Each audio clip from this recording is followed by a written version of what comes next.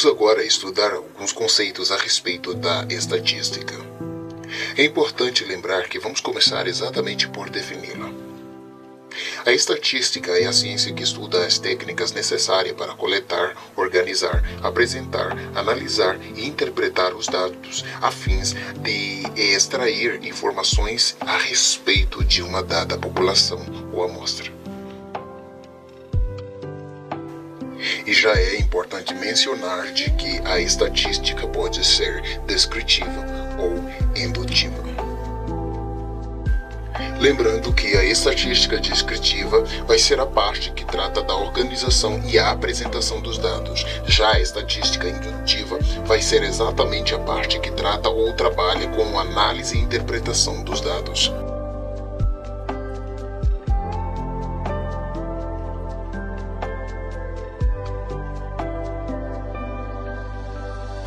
Outra menção claramente importante são os dois elementos fundamentais da estatística.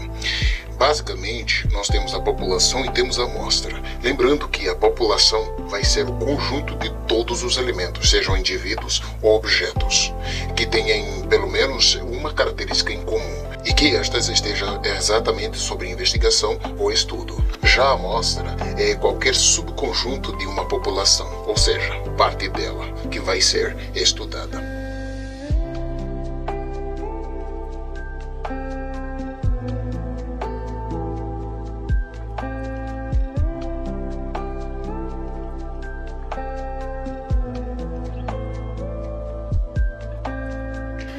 É importante ainda entender que todas as informações obtidas sobre toda a população são chamadas de dados populacionais. No entanto, toda a informação obtida a respeito das amostras são chamadas de dados amostrais. E é de importância vital mencionar que um elemento estatístico, pesquisa, que seja abrangente para todos os elementos de uma determinada população, é denominada censo. Por exemplo, quando eu faço um levantamento de todos os habitantes de uma determinada província ou país, a isso denominamos censo. Outra característica ainda muito importante são as variáveis. As variáveis são elementos com diversos valores ocasionalmente, ou seja, se uma determinada população apresenta variáveis em seu dado estatístico, portanto chamamos isso de uma variável. Temos ainda outra menção. As variáveis podem ser qualitativas ou quantitativas. As variáveis qualitativas são aquelas que não podem ser medidas numericamente, por exemplo, a cor dos olhos, a pele, a marca de refrigerantes, corte de cabelo, entre outros. Já as variáveis quantitativas são aqueles que podem ser medidos numericamente, como por exemplo, o peso, a altura, o número de falta de cada aluno, por exemplo, número de goles, etc. Tendo então mencionado que as variáveis podem ser qualitativas ou quantitativas, é importante mencionar também o fato de que as qualitativas podem ser ordinais ou nominais. Quando falamos de qualitativas ou variáveis qualitativas, qualitativas ordinais, nós estamos exatamente falando daquelas variáveis qualitativas onde há relação de ordem entre elementos. Por exemplo, a colocação de primeiro lugar, segundo lugar, terceiro lugar e assim sucessivamente. No entanto, quando falamos de valores qualitativos nominais, quando os elementos são identificados pelos nomes. Por exemplo, vamos imaginar a cor dos olhos: azul, castanho, preto. Entende? Então, exatamente isso. Já as variáveis quantitativas podem ser discretas ou contínuas.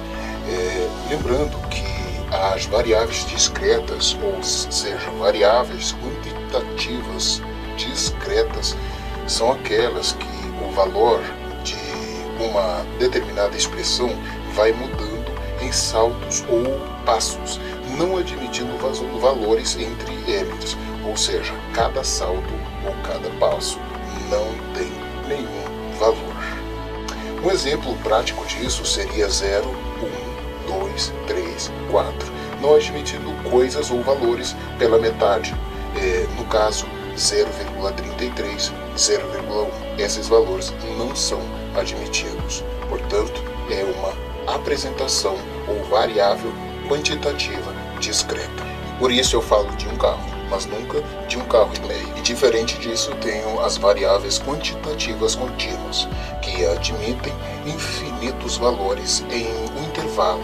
Ou seja, eu posso falar de uma pessoa que tenha 1,5 metro de altura, né? Posso dizer também isso, ou seja, no mesmo caso, me referindo ao peso, 1,5 kg. Geralmente, os valores das variáveis contínuas são representados com algumas casas decimais. Portanto, muitas vezes as informações e dados recolhidos são tantos que, para uma organização melhor, uma análise melhor, precisamos de proceder de uma maneira um pouco mais vigente. No caso, os valores devem ser agrupados em classes, ou seja, são chamados de classe os pequenos grupos dos quais vamos dividir os dados recolhidos.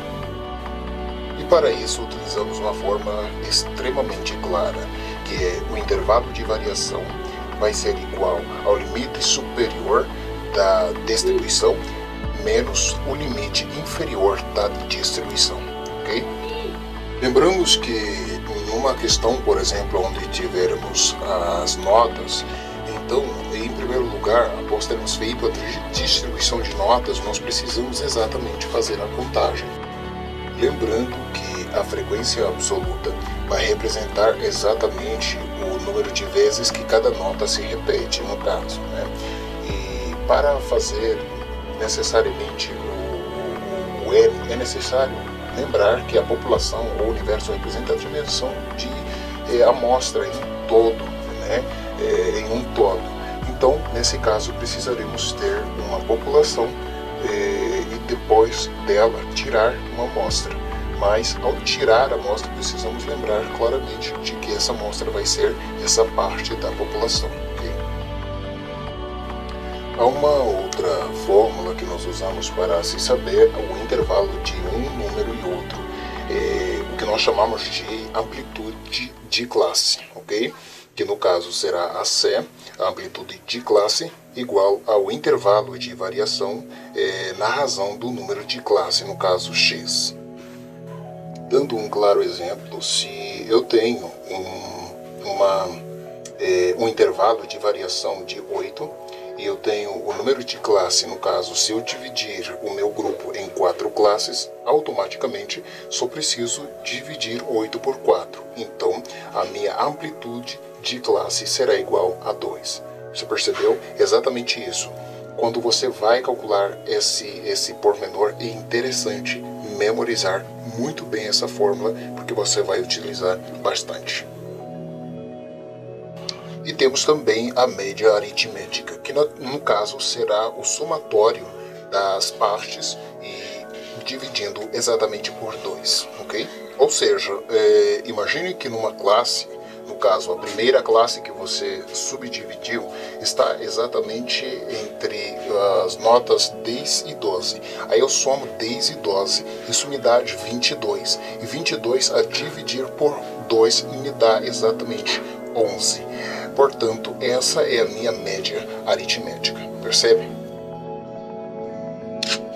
É possível, ou podemos ainda calcular o número de classes de acordo com a regra do logaritmo. Se quisermos fazer isso, basta levarmos em conta a fórmula que aparece para você ali. K igual a 1 mais 3,3 vezes o logaritmo de n. No caso, se tivermos um conjunto de dados que bata a 45, ou seja, se tivermos 45 dados, então só precisamos de fazer o seguinte: K será igual a 1 mais 3,3 vezes log. Até aqui só temos a parte formulária. Agora, quando eu coloco 45, eu estou indicando claramente que eu tenho 45 dados. Isso vai nos dar, se calcularmos, exatamente igual a 6, arredondando por defeito, ok? Então, gostou da aula? Se gostou, então compartilhe. Na verdade, um resumo a respeito da estatística. Não esqueça de compartilhar com mais pessoas que queiram. E pode ser que seja exatamente seu irmão. Portanto, um grande abraço. Nós vamos ficando por aqui.